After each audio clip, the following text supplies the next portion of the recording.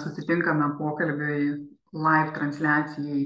Ir šį kartą mano viešnia yra Dalia Budginaitė, medicinos psichologė. Labas, Dalia. Sveika, Žaneta. Sveiki visi.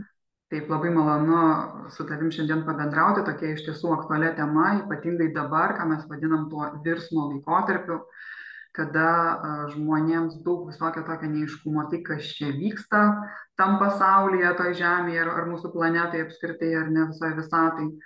Ir kaip man save jausti visame tame virsme, ar ne, nes iš tiesų daug įvairiausių klausimų, pradedant nuo tos nežinios, kas čia bus ir kaip čia bus, ir baigiant netgi tom tokiom, sakykime, vidiniam būsenom, kurios kerta net ir per fizinį kūną ir paskui mes net nežinom, kas čia su manim vyksta, gydytojai atsakymų neranda ir, na, dideliame tokiame pasimetime žmonės, na, tiesiog nežinioj, nesupratime ir ieškojimuose. Tai kviečiu būtent pakalbėti apie tuos dalykus ir šiandien norisi išnešti žinią visiems tiem, kurie jaučia kažkokius tai tuos, ar tai vidinius simptomus, ar kažkokį tai vis nerimą, nes labai dažnai susiduriu šiai dienai su žmonėmis, kurie sako, nu atrodo, nėra priežasties, bet vis tiek kažkaip kūnų jaučiu kažkokį tai nerimą arba kažkokią tai nepaaiškinamą baimę ir nesuprantu, kas su manim vyksta, kas su manim darosi. Kadangi pati iš tiesų esi žmogus su didžiulė patirtimi, dirbdama su tikrai įvardinsim sunkiais ligoniais ar ne, su žmonių psichika, nes aš kiek, jeigu teisingai supratau, pati Švedijoje labai ilgą laiką pradirbusi su psichiatrijos ligoniais ar ne, ir ligoninėse ar kur ten su jais tu darbuojasi. Tai va, tai aš tikiu, kad tos patirties ir tavo toj kelionėje, tiek asmeniniuose suvokimuose, tiek per žmonių patirtis, turi tikrai solidžių atsakymų, tai kas čia vyksta ir kaip mes galim iš viso to išeiti. Ar taip? Taip. Gerai, sveiki visi, kurie žiūrit ir klausot, ar vėliau paklausysit. Džiaugiuosi, Žaneta, ir dėkoju, kad pakvietei pakalbėti tą temą, kuri turbūt yra šiuo metu pati svarbiausia, kaip mes gyvenam ir kaip mes jaučiamės ir kaip mes galėtumėm savo padėti jaustis geriau, tarkim taip.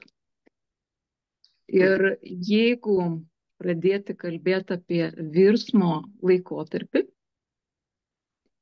tai pradėčiau nuo to, kad mes žmonės ne tik einam per raidos etapus, tarkim, kad buvom vaikai, paaugliai, jauni žmonės, kuriame gyvenimą, vyresnėjam ir taip toliau, mūsų siela taip pat nori patirti vairias būsenas. Nors atrodo, va čia medicinos psichologė turėtų čia apie mokslus kalbėti, apie psichikos mokslus, bet būtent, sakykime, psichologijos kabinetas buvo ta vieta, kur aš pamačiau žmogaus sielą. Ir siela nori patirti vairias būsenas. Ir kuo mes labiau kažkur delsiam, atidėliojam, mes ištisai jaučiam. Jaučiam kažkokias tai emocijas, kažkokius jausmus, bet atidėliojam tą pokytį, nes kūne taip pat ir mūsų sistemų yra mechanizmų, kurie nenori pokyčių, kurio nori, kad mes liktume tame, ką jau žinom, tą, ką mes patyrėm, kur mums saugu, tuo didesni bus tie virsmai, sakykime, ir tuo didesnės jie sukels emocijas.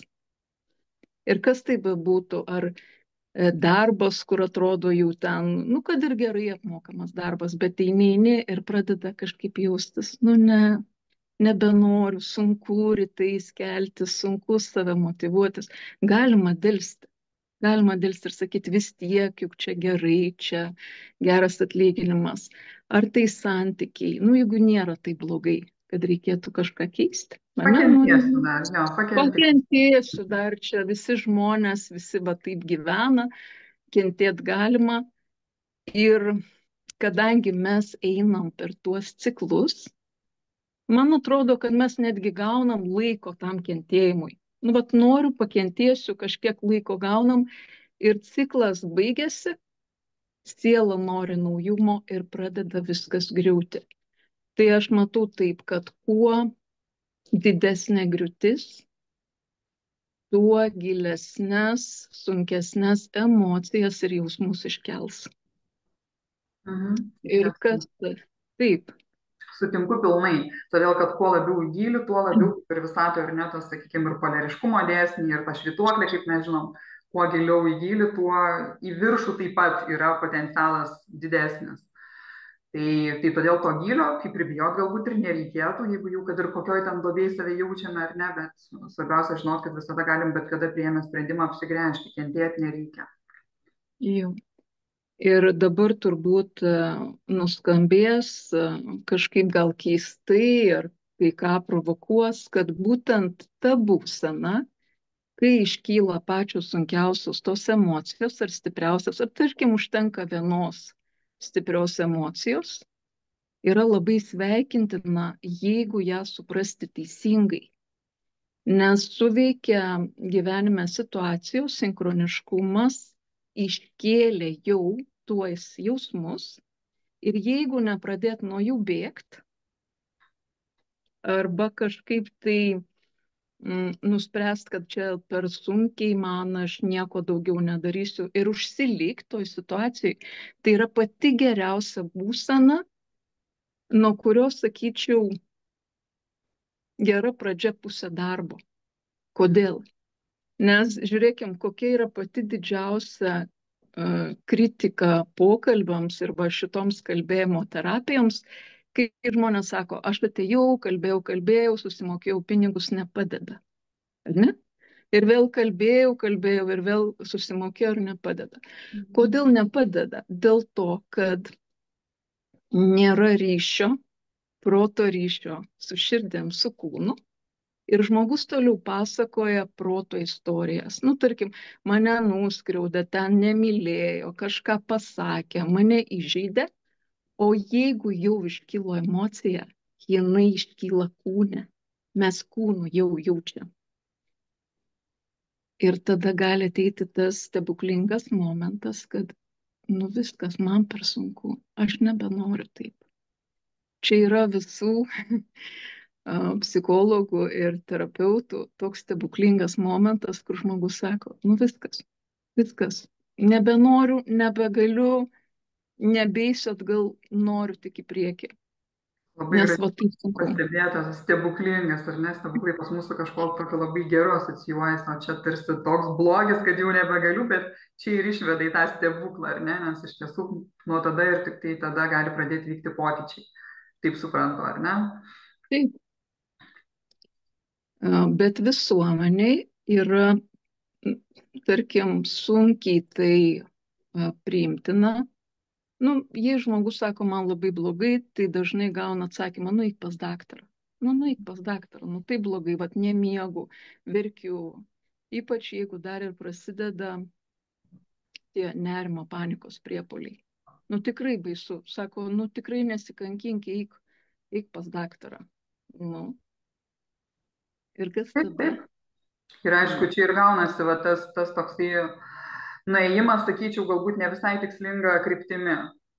Nes bent jau mano žiniomis, ar ne, tai gydytojai, tie, kurie nedirba su holistiniu žmogaus, sakykime, tuo suvokimu, ar ne, jie iš tiesų tai dirba su simptomais. Tai va, nemiegi gerai, vaistukų mes tau išrašysim, kad miegotum geriau, ar ne, ten kažkur tai skauda gerai, nuo skausmo tau ką nors mes tada išrašysim. Žinoma, nekalbu apie kiekvieną gydytoją, būtent akcentuoju tie, kurie neturi holistinio požiūrio, ar ne, kurie tik tai, sakykime, funkciją savo atlieka ir tiek.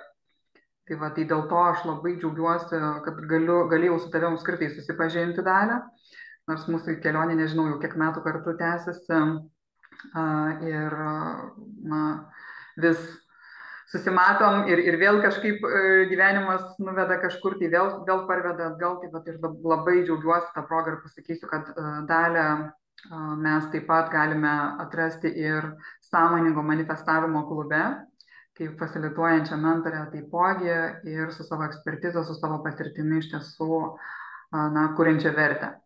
Tai šiuo atveju mes tą vertę norim išnešti plačiai ir tiem žmonėm, kurie dabar jungiasi prie mūsų, jeigu jūs patiriat kažkokias tai irgi galbūt sudėtingas situacijas, nerandat atsakymų, jeigu šiaip iškyla kažkas, netgi čia tiesioginio laivo metu, prašom, parašykit, atliepsim, galbūt paaiškinsim kažką, kaip tai suprasti, kas čia vyksta. Galbūt netgi jūsų pažįstamų rate kažkas tai irgi yra su neaiškia simptomatika ir galbūt irgi ant ribos patys arba jūsų pažįstami yra, ar čia eit pas gydytoją, ar ką čia man dabar daryti šitoj situacijai. Tai aš nuo savęs nuoširdžiai rekomenduoju pirmiausia pakalbėkit su Dalia, o po to priimsite savo palankiausią sprendimą. Tai kodėl aš kviečiu pokalbį su Dalia? Todėl, kad kas man patinka Dalios požiūrėje, kad tai nėra iš karto vaistukų išrašinėjimas. Kad tai yra daug gilesni dalykai ir kaip Dalia jau pradžioje minėjo, sako, aš savo kabinete pamačiau žmogaus sielą. Ar ne? Psichologo kabinete štai žmogaus sielą. Ir aš kiek žinau, pats žodis psichologija su siela ir yra susijęs. Ne? Taip, nors mokslas dažnai pateikia ir aš pati prieš pradėdama studijuoti norėjau suvokti, kaip veikia protas. Aš neieškojau ten sielos, nes man atrodė, kad sielos, aš ieškojau sielos paskui, bet būtent ne psichologijoje, nes man atrodė, kad reikia suvokti protą, reikia suvokti, kaip veikia žmogaus psichika, kodėl mes žmonės tiek kenčiam. Atrodo, laikai gerėja, viskas gerėja, o kančios nemažėja. Ir iš tikrųjų, kodėl nemažėja? Todėl, kad mes nesiklausom savo vidaus. Mes nesiklausom savo sielos. Ir aišku, jeigu paklaustumėt tam tikrų mokslininkų, jums pasakytų, kas yra jausmai, kas yra emocijos, sakytų, tai yra tam tikrų chemikalų, neurotransmitorių kokteilis. Va. Ir jeigu jums kažkokių chemikalų trūksta, jums gali gydytojas išrašyti. Bet ką tai reiškia? Kad jūs gausit sintetinius chemikalus, bet toliau negirdėsit savo sielos. Ir aš jau dabar po visų tų metų, kai žmogus sako, man labai trukdo protas, bet aš žinau, ką reikia daryti, aš žinau, kur aš jausčiaus geriau, ar būčiau laiminga. Ir protas trukdo proporcingai tiek, kiek mes negirdim sielos. Pradedam klausytis vidaus, sakykime taip, jeigu žmogų trikdo žodis siela, galima sakyti klausytis vidaus, tada protas pradeda rimti, nes neina klausytis dviejų balsų vienu metu. Tiesiog neina. Mes nemokam šitaip. Ir kodėl noriu apie tai kalbėti ir išnešti žinutę, kad joks vaistas iš tikrųjų neišgydo sielos poreikio.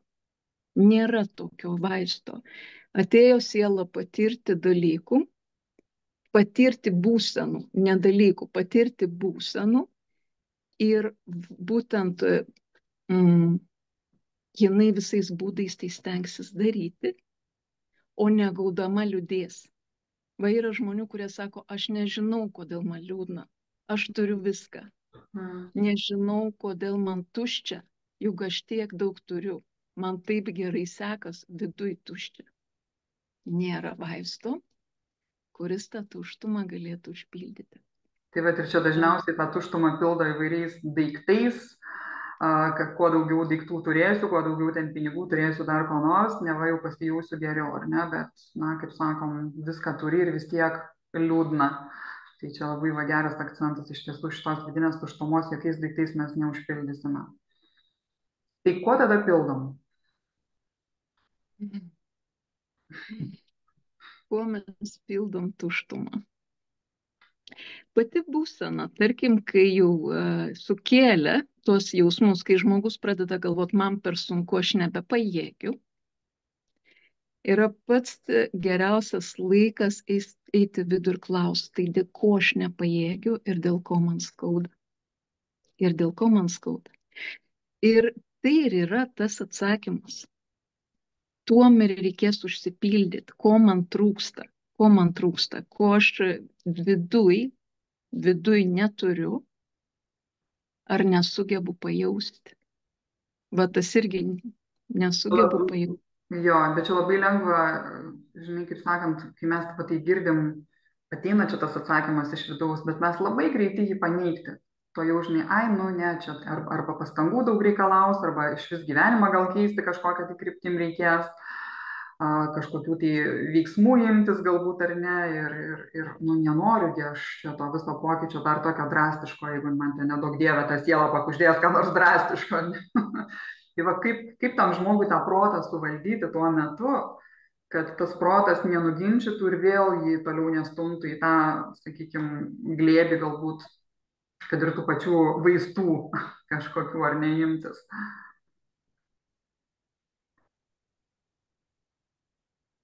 Nežinau, turbūt lengviausias klausimas būtų, kiek ilgai taip noriu jaustis. Kiek ilgai. Nu, vat, nu, protas sako, sunku bus daryti, reikės kažką keisti, gal bus nepatogu, gal bijau keisti, gal neišeis, gal net jeigu viską darysiu, kažkas neišeis. Čia irgi protas šneka, ar ne? Taip, protas šneka taip. Ir vis tiek, kiek noriu taip jaustis. Galima toliau tos klausimus, kiek noriu abejoti, kiek noriu bijoti, kiek noriu ilgai tame būti. Ir jeigu tuos klausimus nuoširdžiai savo užduosit, ateina iš vidaus, kad aš nebenoriu, kad tikrai nebenoriu, kad ir nežinau, kaip bus, kad tikrai nežinau, kaip jausiuos, bet aš jau noriu tą žingsnį dėti. Aš jau dabar noriu tą linkmę pradėti eiti. Taip, tai kaip aš mėgstu sakyti, sprendimas. Priimam sprendimą ir nuo to viskas keičiasi, ar ne? Tai čia iš esmės einam į tą patį.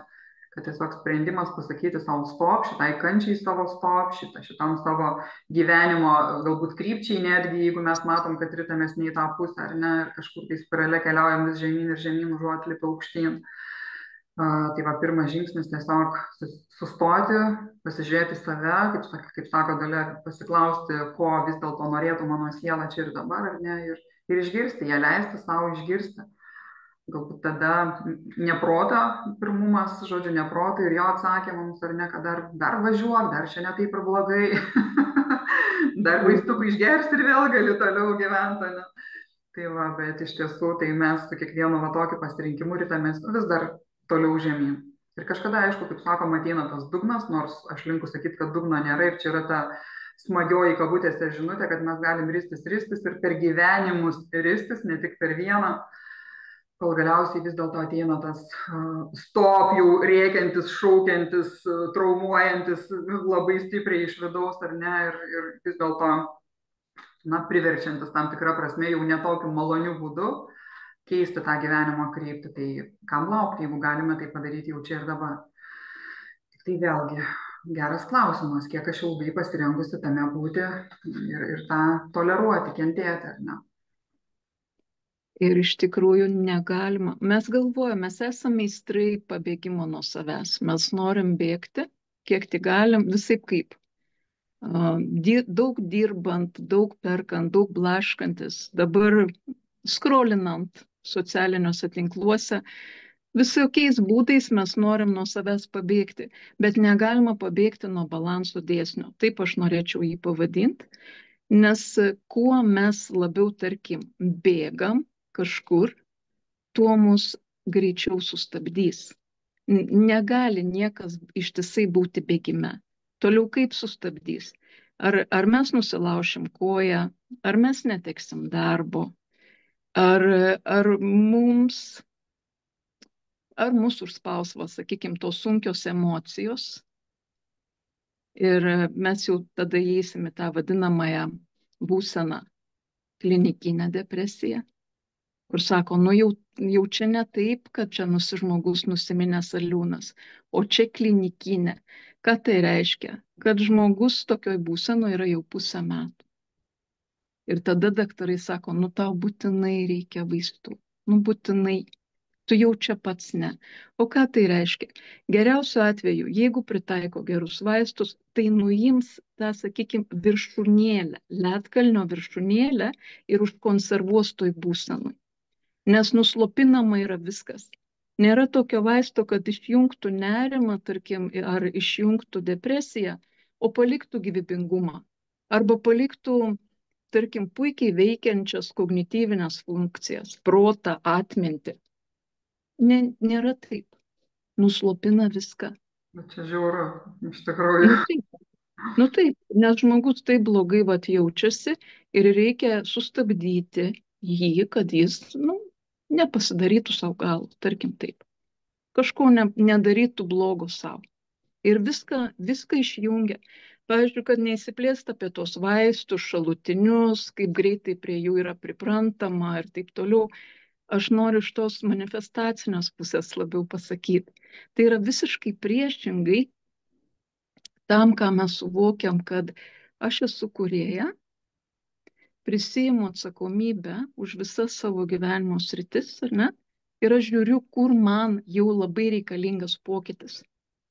Ką aš turiu pakeisti, kad jausčiaus geriau, kad būčiau laimingesnė. Čia yra visiškai priešingas. Čia yra pasakymas savo sielai. Aš nieko negaliu. Aš pati nieko negaliu. Nieko aš nekeisiu. Atsakomybę aš atiduodu, bet sakykime, gydytojams.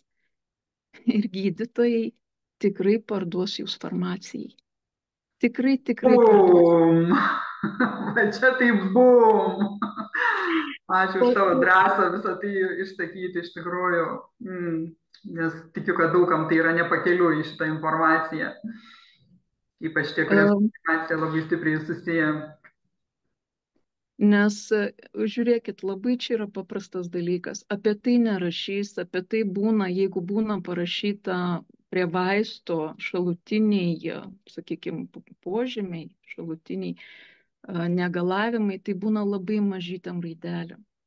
Tarkim, žmogus neturi nuotaikos, jam išrašys nuotaikų stabilizatorių. Jie Švedijoje yra vadinami nuotaikų kėlėjais.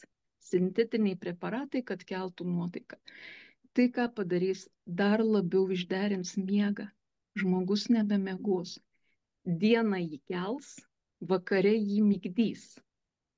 Iš ryto pabudęs jisai tebejaus, kad yra dar vaistų poveikis, jisai negalės pabusti. Vėl jisai žadinsis.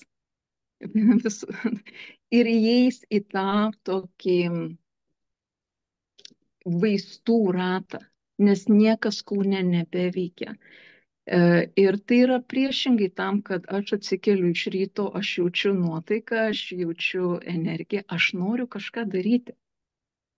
Aš noriu eiti ir kažką keisti, kas ten bebūtų. Be to būsenos, dar kitas dalykas, kokia lieka būsena, jinai lieka nulyginta abejingumo būsena. Man žmonės sako, aš nieko nejaučiu. Nei džiaugsmo daugiau nejaučiu, nei to pačio sielvarto nebejaučiu. Aš esu abejingas viskam. Ar tokioj būsenoj galima kažką gero sukurti? Užglušina visiškai, ar ne? Toks tai užglušintas jautiesi tiesiog. Nieko. Receptoriai neveikia, sakykime jau. Ir jeigu žmogus jau pradėjęs, sakykime, šiai dienai galbūt ar ne, ir mūsų klausys, ar vėliau kažkas tai pasiklausys ir sakys, o aš jau pradėjau eiti šituo keliu farmacijos, sakykime, ar ne, jau mane pardavė. Ir ar yra kažkoks išėjimas iš to užburto rato, iš tų vaistų rato? Nes aš kiek žinau, ten kažkaip tai drastiškai viską mesti irgi nėra pats geriausias patarimas. Negalima, nes tikrai mane keiksit. Jeigu iškart dabar numesit, sakysit, kokią nesąmonę sušnekėjo. Kodėl yra labai greitas pripratimas prie medikamentų ir šitie abstinencijos simptomai, jeigu žmogus dėl kokių nors priežasčių labai greitai nutraukia, jie yra labai baisus. Tikrai labai baisus, pacientai vadina tai praeiti pragarą, kai drebina ir kūną, ir širdį muša, rankos, kojos, galvos skausmai, baimė, nežino, ko žmogus bijo, bet labai didelė baimė. Tiesiog jeigu žmogus jau nusprendžia, kad jisai nebenori tuo keliu eiti, reikia turėti planą, kaip mažinti savo dozę, kol galų gale iš viso. Ta prasme, atprasti palaipsniui, jokiais būdais nenutraukti. Būna drąsuolių, kurie tai padaro, sako, viskas, nebenoriu nuodytis, bet tada reikia turėti žmogų mentorių ar žmogų terapeutą ar psichologą, kuris padėtų. Yra kvėpavimo pratimai, yra atsipalaidavimo pratimai, yra tam tikri planai, kaip padėti žmogui. Atsipalaidavimas, gamta, pasivaikščiojimai gamtoj, užsiėmimas, irgi užimt mintis kažkur kitur, o ne vien tai, kaip man blogai. Bet tikrai turėkit žmogų. Nedarykit to vieni. Ir dar priklauso, kokie stiprus vaistai buvo. Ypač jeigu tai buvo benzodiazepinai, tikrai nedarykit. Taip. Ačiū už profesionalų paaiškinimą.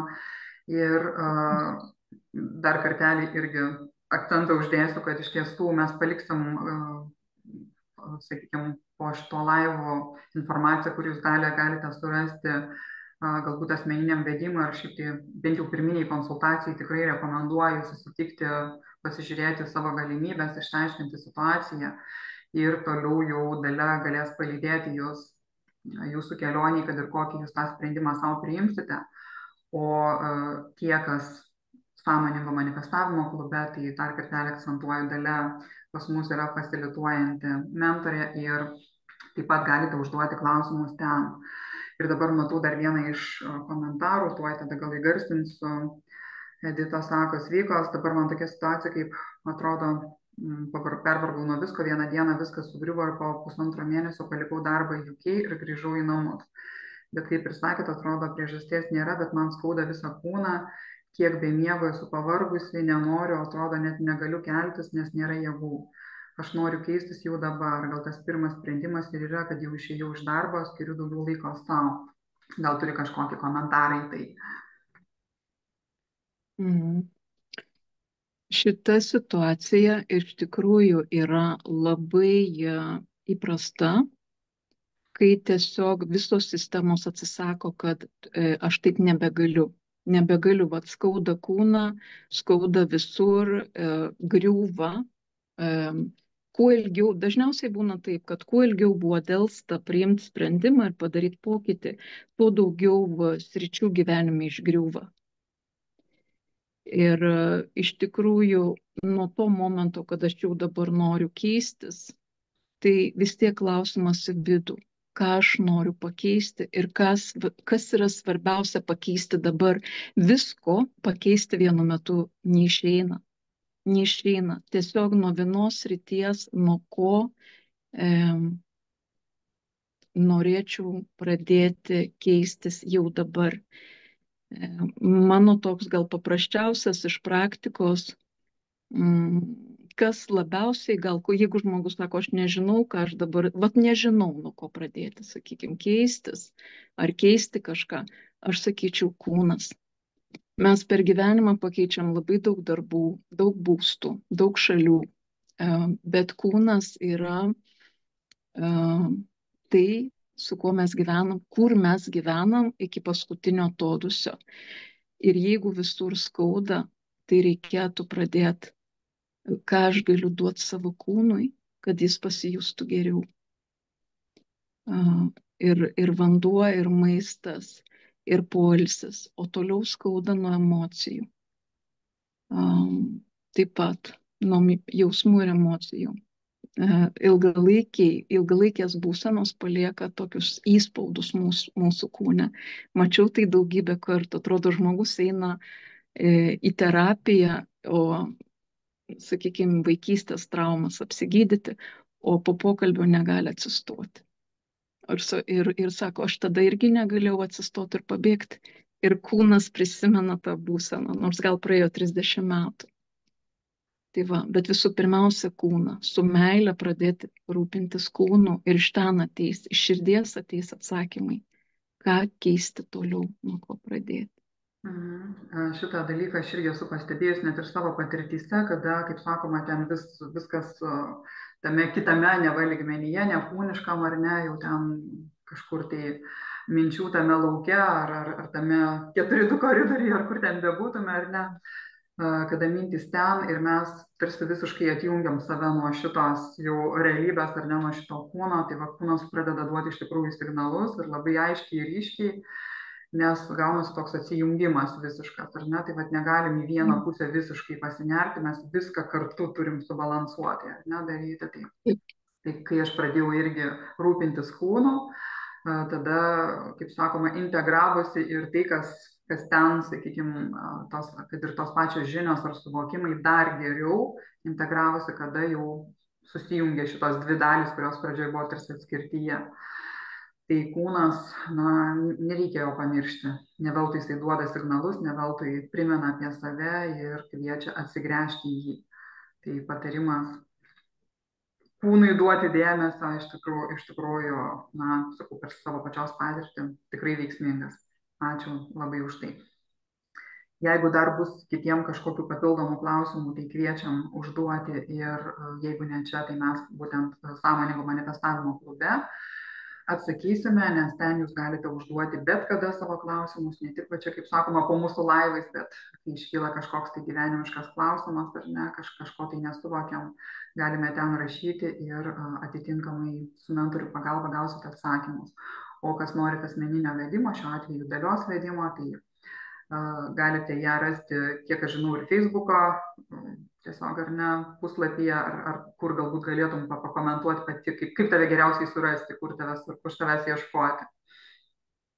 Galima tiesiog parašyti po komentaru arba ieškoti Facebook'e Dalia Budginaitė ir rasit, jeigu kam. Dar norėčiau pasakyti vieną dalyką prie to, kai viskas pradeda griūti. Ką dažnai daro protas? Protas pradeda kritikuoti, kad nu čia tu gal kažką blogai darei, čia netaip reikėjo daryti, ar netaip rinktis, ypač jeigu tai griūva santykiai, kad čia tavo kaltė ar taip toliau. Ir tai labiausiai apsunkina. Tarkim, tai labiausiai apsunkina dirbant su savo emocijom. Ir jeigu viskas griūva, tiesiog reikia suvokti, kad tai yra natūralūs dėsniai. Ateina pokytis, sena turi išgriūti, kad duotų vietos naujam. Ir nepradėti mušti savęs, jeigu, sakykime, gulinčios dėsnis. Mes nemušam žmonių, kurie guli, ir savęs jo labiau nemušti. Nes mes žiūrim, kaip tarkim, kai dirbam su emocijom, yra švarus sielvartas, sakykime, ar liūdesys, dėl kažko, ko mes netekom, bet yra, sakykime, tas, kurį mes vadinam nešvarus. Nešvarus tai yra savigaila, savikritika, saviplaka, blogas vertinimas, visos kaltės, visos jėgos, bet nuo šitų dalykų yra sunkiausia pasveikti. Ne nuo to sielvarto, kad ar mane paliko, ar mane išdavė, ar mane kažkaip kitaip nuskriaudė, ar blogai pasielgė. Šitie dalykai daug greičiau praeina. Bet va ties, kur, sakykime, nešvarieji, nešvariusios emocijos ar tai jausmai, nes sukyla. Va šitie tikrus tuos skausmus kūne sukelia. Nes jau yra tabu eiti prieš savo sielą, prieš savo gyvastį, prieš savo gyvybės energiją ir ją kritikuoti ir teisti, tai tikrai sukelia didžiulius negalavimus mūsų kūne. Taip, ir čia mes, kaip tu pradžioje minėjai, mes tiesiog siela ateina, nu, sakykime, patirti tam tikrų būsenų, ar ne? Ir viskas, na, yra gerai, kai mes priimam teigiamai visus tos pokyčius, ar ne, kad ir kaip ten sudėtinga mums atrodo mūsų protui kažkokia tai situacija, vis dėlto siela žino, dėl ko jį ten šitą situaciją pasirinko, ar ne, tuo metu ir panašiai. Ir kadangi mes esam, na, kaip ir sakom, mokykloje, mokymosi procese, ar ne, šitam gyvenime, tai natūralu, kad mes galim į save žiūrėti, aš bent jau mėgstu taip sakyti ir savo savyje tai matyti, kad, nu, tiesiog kaip mažas vaikas, ar ne, kuris pradeda vaikščioti. kuris dar nemoka, sakykime, tu iškart nepuoli ten plakti jo, ar ne, kad nustokis ten žioplyjo, eik ir taip toliau.